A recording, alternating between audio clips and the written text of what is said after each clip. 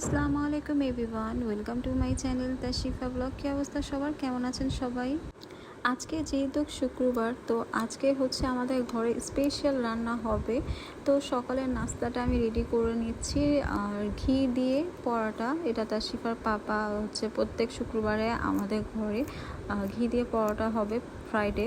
এভাবে আমরা পরোটা খাই, কিন্তু শুক্রবারে হচ্ছে ঘি বেশি করে আমরা পরোটাতে ঘি দিই। তো যাই হোক, এই পরোটাতে যে আমি ঘিটা দিতেছি সেটা হচ্ছে দইওয়ালা পেজের থেকে। দইওয়ালা পেজের থেকে আমি যখন ঘিটা অর্ডার করি, আর এই ঘিটার এত সুন্দর স্মেল। এই ঘিটা হচ্ছে পাবনার ঘি। ভাইয়া আমাকে বলেছে এই ঘিটা, আমি চেয়েছিলাম অল্প, কিন্তু ভাইয়া আমাকে বলেছে না, অল্প নিয়ে না, বেশি করে নেন। আর এই তো দেখেন আমার পরোটা, মাশাল্লাহ কত সুন্দর লাগতেছে। তো সকাল সকাল তাশরিফা পাপা চলে গিয়েছে মাসের বাজার আনার জন্য। কিছু জিনিস নিয়ে আসতে আর কিছু জিনিস পরে আনবে, কারণ শুক্রবারে বাজারে অনেক বেশি ভিড় থাকে। তো তাশরিফার পাপা বলতেছে আজকে তুমি পোলাও রান্না করো না, আজকে আমি কাচ্চি রান্না করি। তো তাশরিফার পাপা রান্না করতে চেয়েছে, আমি আচ্ছা তুমি তাহলে রান্না করো। তো এই তো দেখেন তাশরিফার পাপা কি মজা করে কাচ্চি রান্না করলো। কাচ্চি মানে আমি কাচ্চি লাভার না, কিন্তু তাশরিফার পাপার হাতে কাচ্চি খাওয়ার পর আমিও হয়ে গেলাম কাচ্চি লাভার। আমার এখন ওর হাতে ছাড়া আমার কারোর হাতে কাচ্চি ভালো লাগে না।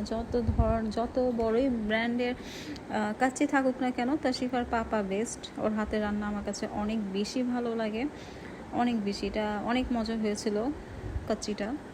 এখানে কাচ্চি খাওয়া শেষ, আর আমাদের আমের যে পার্সেলটা আছে সেটা এসে পড়েছে আর দইওয়ালা পেজের থেকে। তো আমি প্রথম কোনো অনলাইন থেকে আম অর্ডার করি। তো আমি অনেক ভয় ছিলাম আমটা কেমন হবে। তো আমার যখন আমটা আসে, তখন আমি সাথে সাথে তাশরিফা পাপাকে বলি যে কাটো, আমরা খাই।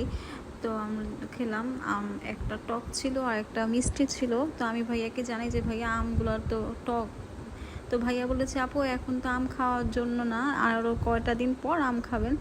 তারপর 2-3 দিন পর আমটা খেয়েছি। বিশ্বাস করেন আমটা এত মজা, এত মজা, যা মানে বলার বাইরে, অনেক বেশি মজা ছিল। আর সন্ধ্যার নাস্তা আমি রান্না করেছিলাম জর্দা মুড়ি দিয়ে খাওয়ার জন্য। আর রাত্রে একটু হালকা পাতলা রান্না করেছি, যেটা হচ্ছে বিফ স্টেক। তো আমি বিফ স্টেক রান্না করেছি, আর এখানে যে তাশরিফার পাপা কাটতেছিল।